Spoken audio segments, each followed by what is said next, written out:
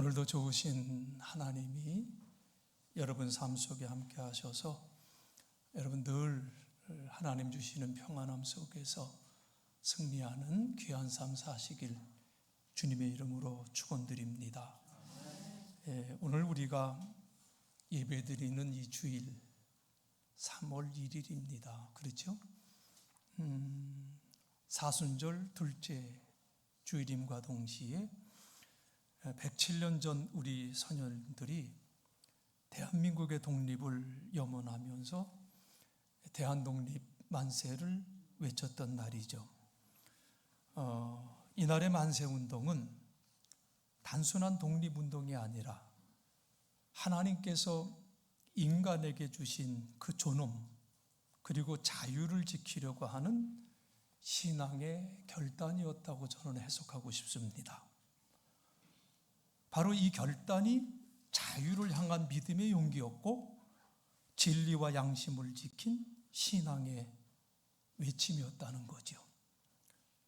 그래서 수많은 교회와 성도들이 민족의 아픔 속에서 기도하며 행동했고요. 당시 예배당은 만세운동의 출발점, 그리고 성도들은 믿음의 양심으로 앞장서서 이 운동에 동참했던 것을 우리는 기억하고 있습니다. 갈라디아서 5장 1절에 보면 그리스도께서 우리를 자유롭게 하려고 자유를 주셨으니 그러므로 굳건하게 서서 다시는 종의 멍에를 매지 말라고 말씀하셨어요. 하나님께서 우리에게 자유를 주신 이유는 내 마음대로 자기 뜻대로 살라고 주신 것이 아니라 하나님의 뜻 안에서 서로를 살리고 섬기라고 주신 그것이라고 분명히 말씀해 주고 있어요. 그렇기 때문에 우리는 오늘 이 시간 우리 신앙의 선조들이 눈물과 희생으로 이루어낸 이 믿음 그리고 자유를 나는 어떻게 이어가고 있는가를 다시 한번 깊이 생각해 볼 필요가 있는 줄로 믿습니다. 그 과정 속에서 3.1절은 단지 과거만을 기념하는 날이 아니라 오늘 우리의 신앙을 새롭게 하는 날로 다시금 결단하는 그 믿음이 우리에게 있었으면 참 좋겠습니다. 하나님께서 주신 그 자유 안에서 정직하게 살아가고 이웃을 사랑하고 이 나라와 민족과 교회를 위해서 기도하는 것이 우리의 사명 아니겠습니까? 특별히 감리교 그 신앙의 전통은요, 개인 구원에 머무르지 아니하고 세상을 거룩하게 변화시키는 삶을 강조하는 것이 우리 감리교의 전통적인 신앙관이에요. 그러므로 사랑하는 성도 여러분, 우리가 귀한 날을 맞이하면서 그리스도 안에서 내게 주어진 자유를 여러분 굳게 붙드시기를 간절히 바랍니다. 그리고 그 자유로 하나님 사랑하고 나라와 민족을 섬기며 세상을 밝히는 성도의 삶을 살아가는 우리 모두가 다들 되시길 주님의 이름으로 간절히 바랍니다. 오늘 우리가 요한복음 6장의 말씀을 보았는데 이 말씀을 우리가 보면서 갈릴리 호수의 모습을 좀 상상해 봤으면 좋겠습니다.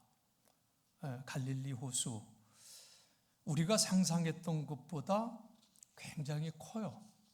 그래서 이제 바다라고도 이렇게 부르는 경우도 있는데 우리 예수님께서는 이 갈릴리 호수 부근의 마음을 중심으로 사역을 했습니다. 갈릴리라는 뜻은 주변에 둘러싸인 지방, 둥근 지역, 둘러싸인 땅, 이런 뜻을 가진 이름인데요. 이 갈릴리 호수는 때로는 호수 부근 마을의 이름을 따라서 디베랴, 이 로마 황제 티베리우스의 이름에서 유래된 건데 디베랴 이렇게 부르기도 했고, 또 히브리식 이름으로는 긴네렛 이렇게도 부르기도 했고요. 그리고 신약 시대의 헬라식 명칭으로는 게네사렛이라고 부르기도 했습니다. 자, 오늘 본문 1절에 보면은요, 그 후에 라고 이렇게 말씀을 했어요. 그 후에, 이 말은 예수님께서 예루살렘 베데스다에서 38년 된 병자를 고치심으로써 그 자신이 생명의 주가 되시는 그 표적을 보이신 후에 예수님은 갈릴리로 돌아오셔서 갈릴리 바다를 건너가셨음을 의미하는 말씀이에요. 근데 복음서마다 말씀에 약간의 차이가 있어요. 누가복음 9장 10절에 보면 우리 예수님께서는 제자들과 함께 벳세다라는 마을로 가신 것으로 되어 있습니다. 그리고 벳세다에 사람들이 많이 모일 수 있는 들판이 있었고요. 지금도 있고요. 여기서 예수님께서는 그 유명한 오병이어의 기적을 보여주셨다고 기록을 하고 있습니다. 그런데 마가복음 6장 45절에 보면 예수님께서 오병이어의 기적을 보이신 후에 제자들을 벳세다로 보내신 것으로 기록이 되어져 있습니다. 마가복음에는 오병이어의 기적을 보이신 장소가 그러니까 갈릴리 호수 부근의 한적한 마을이다, 이렇게 나와 있습니다. 신약을 연구하는 학자들은 마가복음의 기록이 더 신빙성이 있다, 그렇기 때문에 이 말이 맞다라고 말하는 사람들도 있고요. 그러나 여전히 누가복음의 기록에 더 신빙성을 두고 벳세다가 갈릴리 호수 북쪽 요단강 동편이라고 주장하는 학자들도 많아요. 자기들끼리 굉장히 싸워요. 이게 정론이다, 이게 맞다. 근데 그것 때문에 천당 못 가는 거 아니에요. 그래서 우리는 거기에 관심을 갖지 말고요, 그 궁금증을 우리가 좀 해소해야 되겠는데, 왜 복음서마다 이런 약간의 차이가 생길까?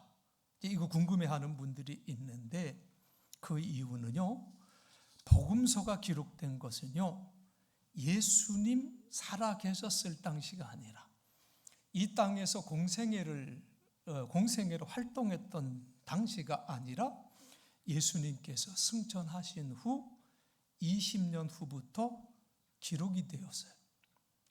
예수님의 말씀과 생애가 문서로 기록되기 전에는 모두가 구전으로, 입에서 입으로 전해졌다는 거지요. 그러다 보니까 자연스럽게 복음서마다 약간의 내용은 전체적으로 맞는데 아주 이 세밀한 부분에 있어서 차이를 보이는 경우도 있습니다. 전통적으로 학자들은 가버나움 아래에 있는 벳세다 인근 어촌 지역인 오늘의 탑가라고 하는 마을을 주목하는데요, 바로 이곳이 베드로와 안드레 그리고 빌립의 고향입니다. 요한복음 1장 44절에 보면 이 세 제자가 벳세다 출신이라고 나와 있어요. 그리고 그곳에 가면은 지금 오병이어의 교회가 세워져 있습니다.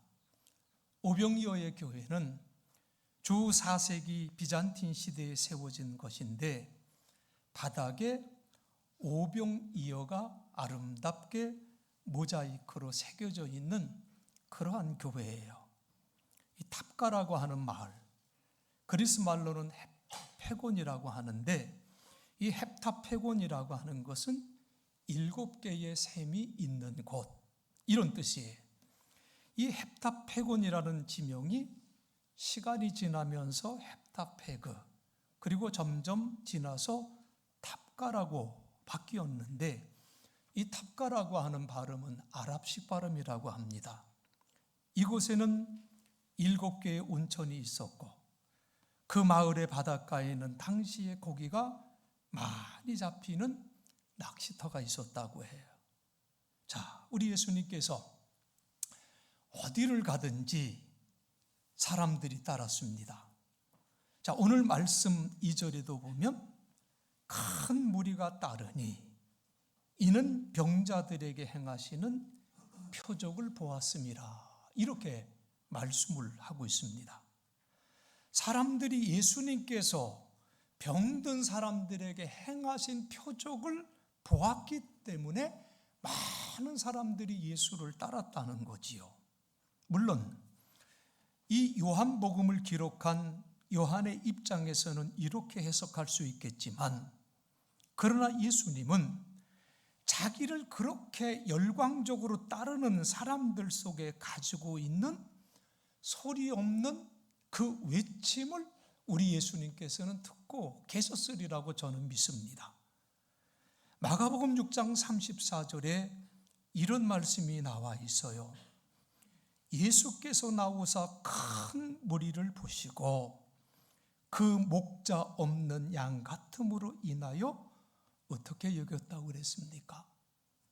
불쌍히 여기셨다.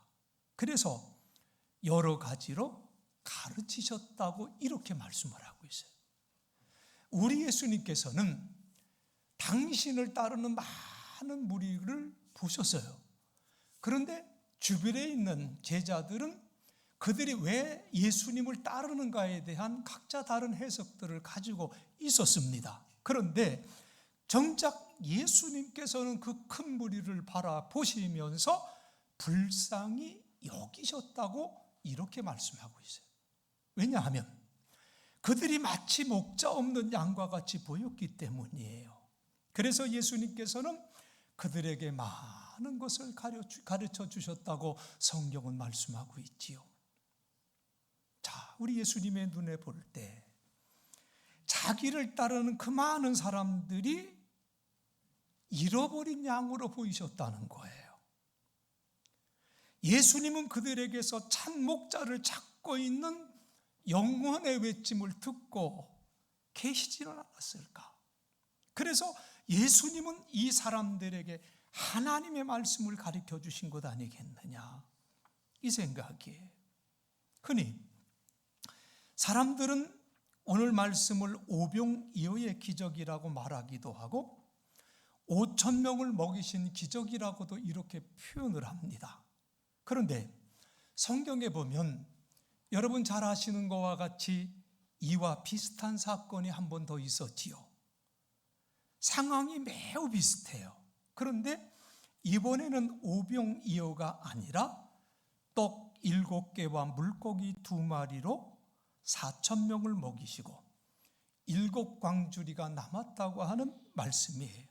그런데 그 말씀에서 주목한 말씀이 있는데 마태복음 15장 32절, 마가복음 8장 2절로 3절의 말씀에서 이 많은 사람들이 나와 함께 3일 동안이나 있었는데 먹을 것이 없으니 불쌍하구나.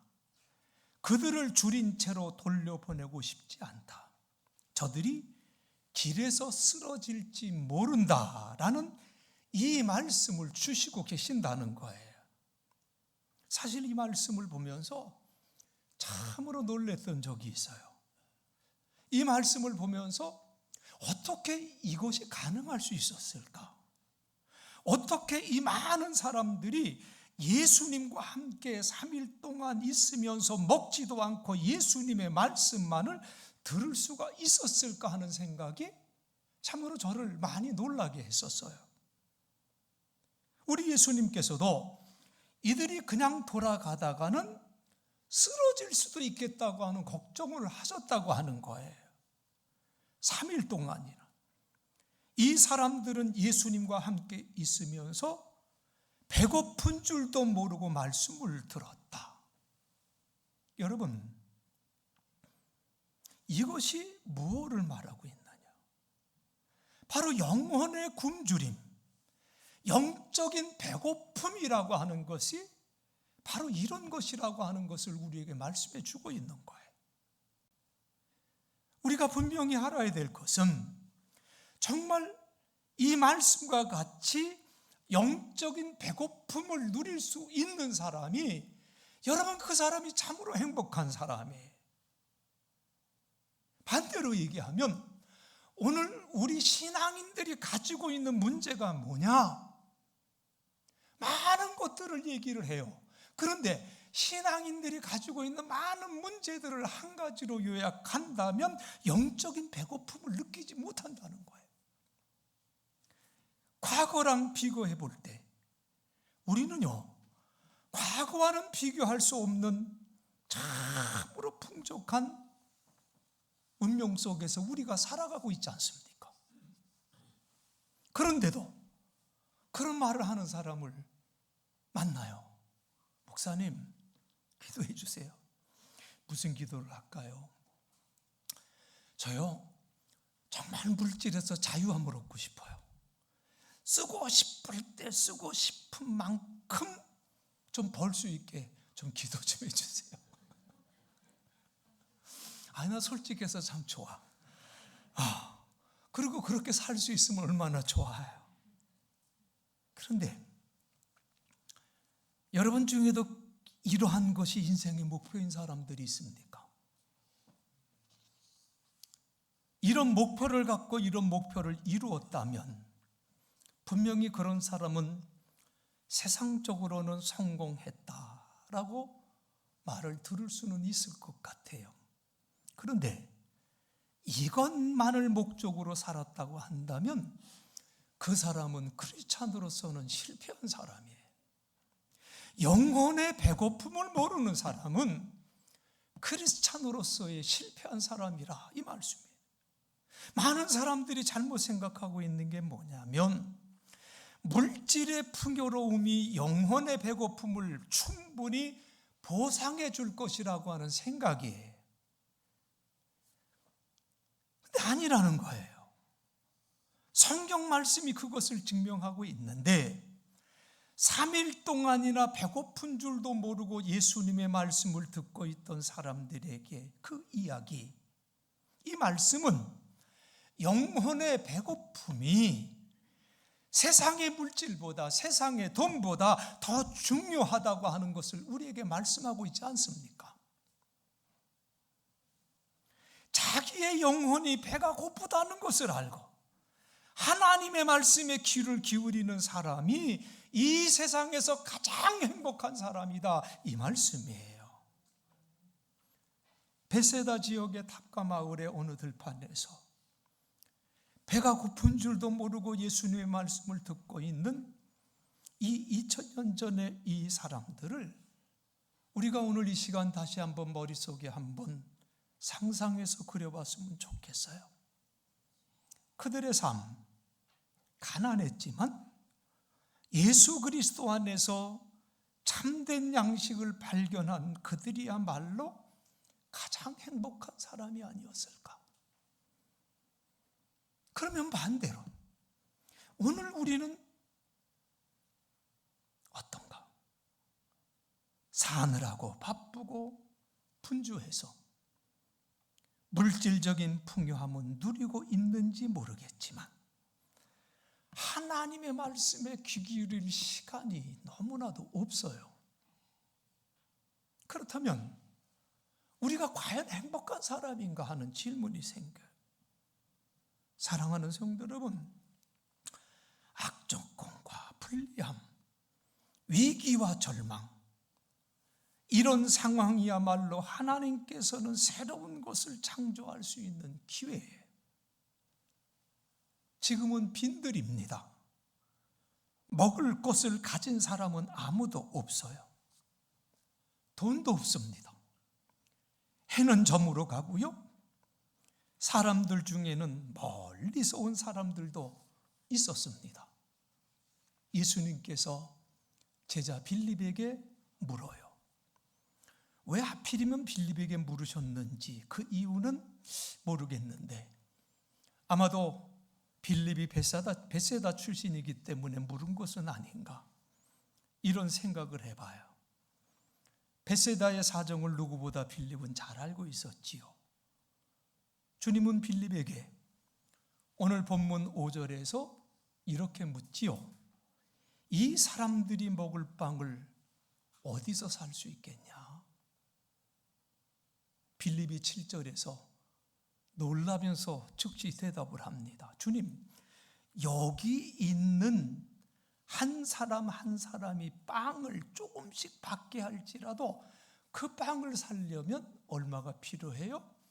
200데나리온 이상이 있어야 됩니다. 빌립의 말은 틀린 것이 하나도 없었어요. 예수님 당시에도 그랬지만 오늘날에도 우리는 돈이면 무슨 일이든지 다 해결할 수 있다고 믿습니다.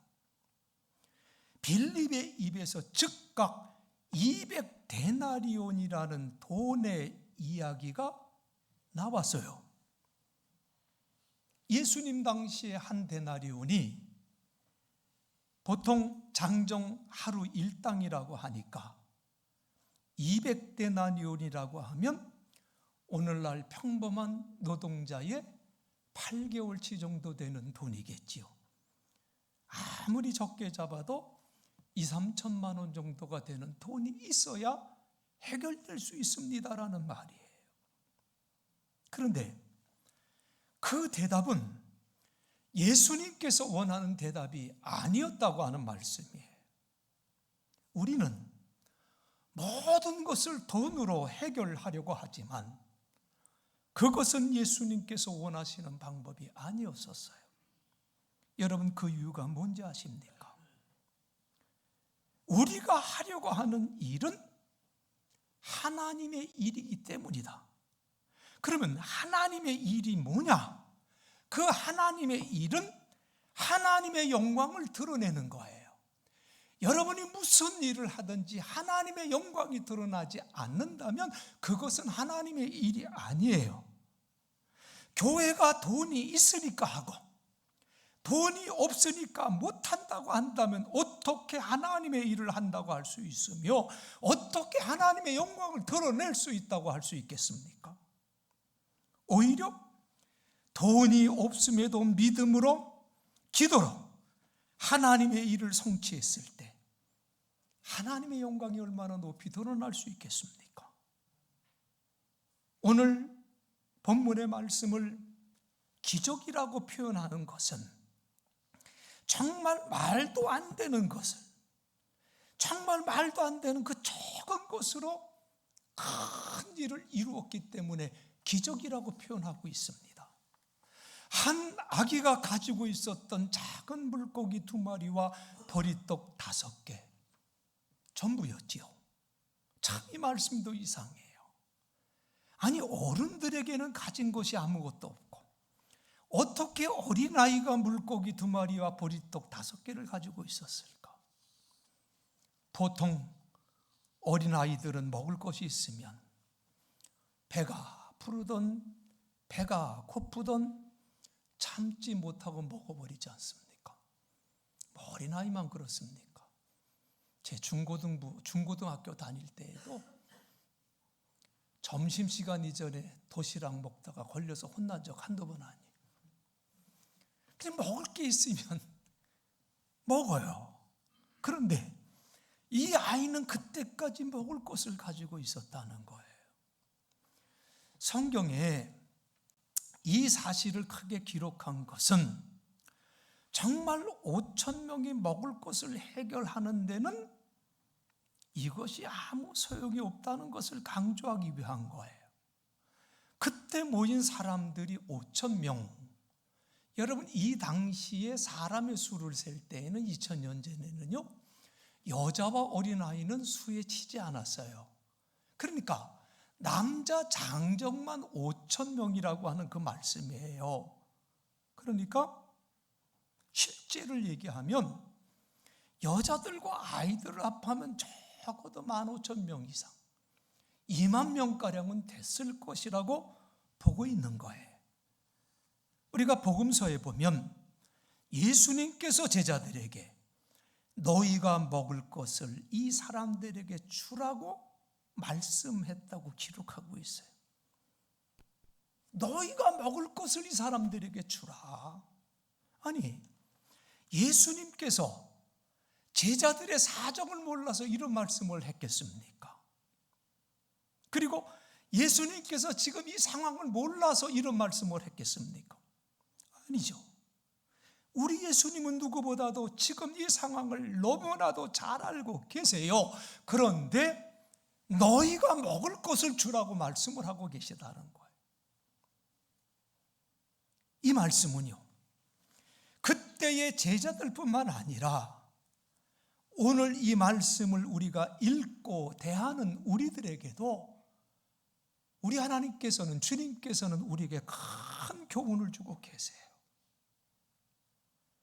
여러분, 우리는 절망적인 상황에서, 위기를 맞이해서, 그리고 불리한 조건에서 내가 가진 것이 아무것도 없다고 생각할 때 오늘 이 본문의 말씀을 생각하자는 거예요. 우리는 할 수 없다고 생각할 때 예수님은 할 수 있다고 말씀을 주시고 있어요.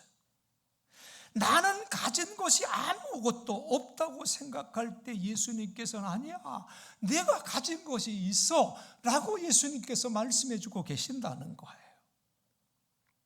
그래서 예수님은 한 아기가 가지고 있었던 물고기 2마리와 보리떡 5개를 손에 드시고 축사하셨다고 성경은 말씀하고 있어요. 다른 말로 표현하면 축복 기도를 하셨어요. 주여, 우리 하나님, 땅에서 먹을 것을 내신 당신께 감사를 드립니다. 축사를 하셨어요. 기적이 일어났습니다. 오늘 본문 11절에서 예수께서 떡을 가져 축사하신 후에 앉아있는 자들에게 나눠주시고 물고기도 그렇게 그들의 원대로 주시니라. 사람들 모두가 실컷 먹었다고 그래요. 개역 성경에는 사람들이 모두가 배부르게 원대로 먹었다고 해석하고 있어요. 이 말씀을 읽으면서 연상되는 말씀이 있지요. 우리가 너무나도 좋아하는 시편 23편의 말씀이에요. 여호와는 나의 목자시니 내게 부족함이 없으리로다. 그가 나를 푸른 초장에 누이시며 쉴 만한 물가로 인도하시는도다. 바로 오늘 본문의 말씀이 보여주는 그 그림이 바로 이 시편 23편의 그 그림 아니겠습니까? 목자의 인도를 받은 양들이 실컷 배부르게 풀을 뜯고 물가에서 되새김질하는 그런 그림. 그렇기 때문에 여러분, 오늘 본문의 말씀은 단순한 기적이 아니에요. 이 말씀은 기적임과 동시에 하나님이 우리에게 주시는 귀한 사인이에요. 물고기 2마리와 보리떡 5개로 5,000명이 먹고도 12광주리가 남았다는 것은 예수님께서 우리에게 보여주신 기적임과 동시에 또 다른 사인이었다고 하는 거지요. 무슨 사인입니까?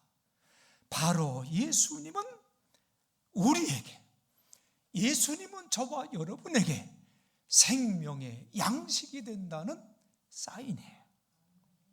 예수 그리스도 그분이 우리에게 참된 양식을 주신다고 하시는 말씀이에요. 그러므로 주님 안에서 사는 사람은 주님이 주시는 양식을 먹는다는 것이죠.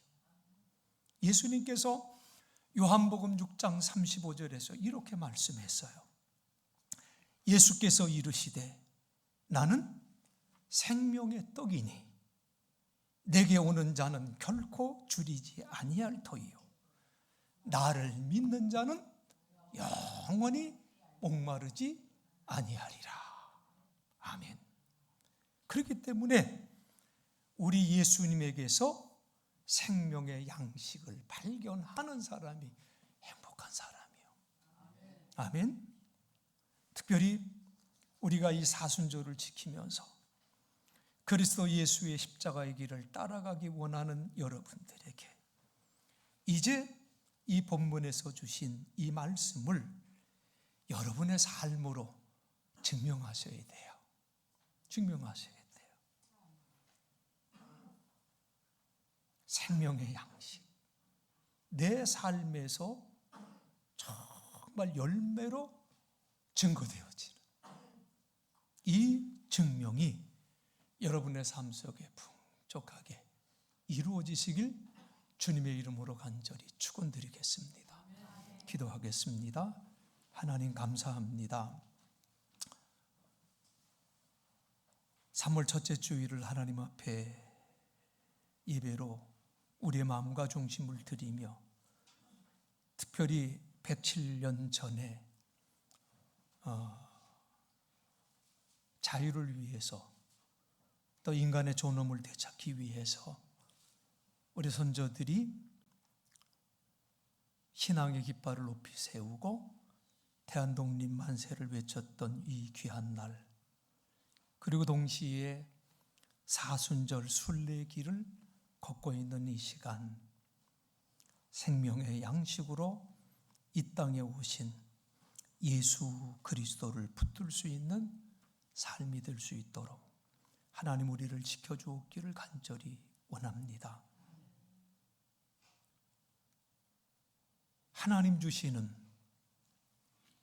생명의 양식 우리가 붙들지 못할 때, 그것을 받아 먹지 못할 때 우리는 행복한 삶을 살 수 없음을 다시 한번 깨닫습니다. 온전히 어떠한 형편에서든지 주님만을 붙들게 하여 주시옵시고, 주님께서 우리에게 주시는 생명의 양식을 통하여 우리가 새 힘 얻고 승리하는 귀한 삶, 그래서 아름다운 열매로 하나님께 영광을 돌리는 복된 삶 살아갈 수 있는 우리 모두 될 수 있도록 하나님 우리를 지켜 주옵소서. 예수님 거룩하신 이름 받들어 간절히 기도드리옵나이다. 아멘.